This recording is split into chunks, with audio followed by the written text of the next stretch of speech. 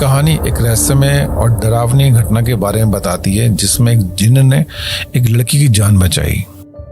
बात बहुत पुरानी है, एक छोटे से गांव की। इस गांव का नाम रातपुर था और यह गांव एक घने जंगलों के बीचों बीच बसा हुआ था। गांव के चारों ओर का जंगल इतना घना और डरावना था कि वहां रात में कोई जाने की हिम्मत ही नहीं करता। लोग कहते थे कि इस जंगल में एक जिन्न का वास है जो सैकड़ों सालों से यहाँ रह रहा है, लेकिन असली डर का कारण कुछ और था। एक रहस्यमयी भूतिया शक्ति जो हर उस व्यक्ति का पीछा करती थी जो रात में जंगल में घुसने की हिम्मत करता था। रेहा एक साहसी और निडर लड़की थी। उसने कभी भी भूत प्रेतों की कहानियों पर विश्वास नहीं किया था, लेकिन उसके साथ जल्द ही कुछ ऐसा होने वाला था जो उसकी सोच को पूरी तरह से बदलने वाला था।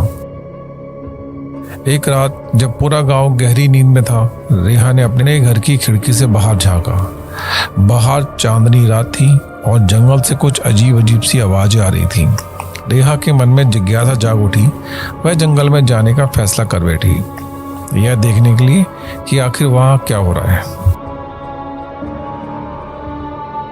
रेहा ने एक टॉर्च उठाई और धीरे धीरे अपने घर से बाहर निकल आई। उसने बिना किसी को बताए जंगल की ओर कदम बढ़ाया। जैसे ही वह जंगल के अंदर पहुंची, एक अजीब सी ठंडक ने उसे घेर लिया। पेड़ों की शाखाएं एक अजीब सी आवाज कर रही थी और हर कदम के साथ उसे लग रहा था कि कोई उसे देख रहा है। अचानक उसकी टॉर्च बंद हो गई। चारों ओर गुप्त अंधेरा था। उसने टॉर्च को कई बार झटके से चालू करने की कोशिश करी, लेकिन टॉर्च काम नहीं कर रही थी। तभी उसने पीछे से एक ठंडी सांस महसूस की। जब उसने पीछे मुड़कर देखा तो वह काली छाया खड़ी थी। वह काली छाया एक भूतिया आत्मा थी जिसने रेहा पर हमला करने की कोशिश की। रेहा ने डर के मारे चीखने की कोशिश की, लेकिन उसकी आवाज जैसे गले में अटक गई। भूतिया छाया ने धीरे धीरे अपना हाथ उसकी ओर बढ़ाया। रेहा की आंखों में डर साफ झलक रहा था, लेकिन वह हिल भी नहीं पा रही थी। तभी अचानक हवा में एक जोरदार आवाज गूंजी, जैसे किसी ने गरजते हुए आदेश कहा है, रुक जाओ। रेहा ने देखा कि उसके सामने अचानक एक ऊंचा काला धुंधला सा आकार प्रकट हुआ।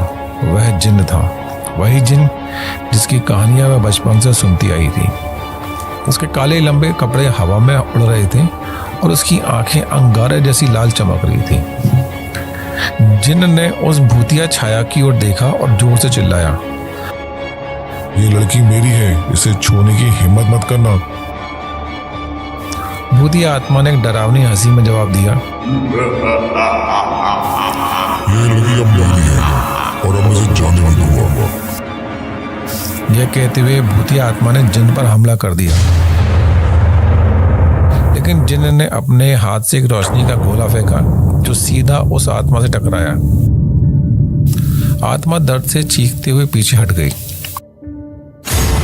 जिन्न और आत्मा के बीच भीषण लड़ाई हुई। पेड़ हिलने लगे और जमीनें कांपने लगी। रेहा को समझ नहीं आ रहा था कि वह क्या करे। उसने बस चुपचाप खड़े होकर यह अद्भुत और डरावनी लड़ाई देखी। जिन्न ने अपनी सारी शक्ति का इस्तेमाल किया और आखिरकार उसने उस भूतिया आत्मा को एक जोरदार प्रहार से पूरी तरह से खत्म कर दिया। आत्मा एक आखिरी दर्द भरी चीख के साथ गायब हो गई और उसके साथ ही जंगल में छाया अंधेरा भी छट गया। लड़ाई के बाद जिन्न ने रेहा की ओर देखा। उसकी लाल आंखों में अब एक नरम चमक थी और उसने रेहा से कहा, डरो मत, मैं तुम्हारा कोई नुकसान नहीं पहुंचाना चाहता। तुमने इस जंगल में आकर बड़ी गलती की, लेकिन मैंने तुम्हें बचा लिया। अब जाओ और इस जंगल में दोबारा कभी मत आना। रेहा ने कांपते हुए सिर हिलाया और वापस गांव की ओर भागी। जब वे अपने घर पहुंची तो सूरज उगने वाला था। उसने खिड़की से देखा कि जंगल अब शांत और स्थिर था, जैसे वहां कभी कुछ हुआ ही नहीं था।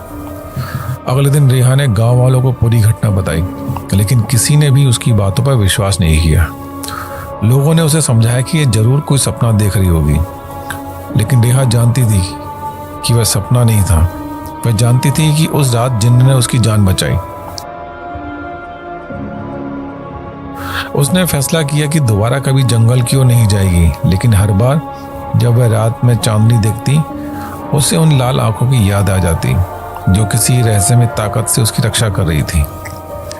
रेहा को पता था अब वो अकेली नहीं थी। जंगल में एक रहस्यमय जिन्न था जो उसकी सुरक्षा का वचन दे चुका था। रेहा के मन में डर और रहस्य का एक अनोखा मिश्रण बन रहा था। वह जानती थी कि जिन्न ने उसकी जान क्यों बचाई है। यह सवाल हमेशा उसके मन में रहेगा, लेकिन वह खुश थी कि उससे एक अदृश्य संरक्षक मिल गया है जिसने एक बुरी आत्मा को मारकर उसकी रक्षा की। गांव में लोगों ने उस घटना को कभी गंभीरता से नहीं लिया, लेकिन रेहा को अपनी कहानी पर पूरा यकीन था। वह जानती थी कि जब भी वह मुसीबत में होगी वो उसकी रक्षा करने के लिए हमेशा खड़ा होगा। उम्मीद है ये कहानी आपको पसंद आई होगी। अगले भाग में जानते हैं क्या हुआ।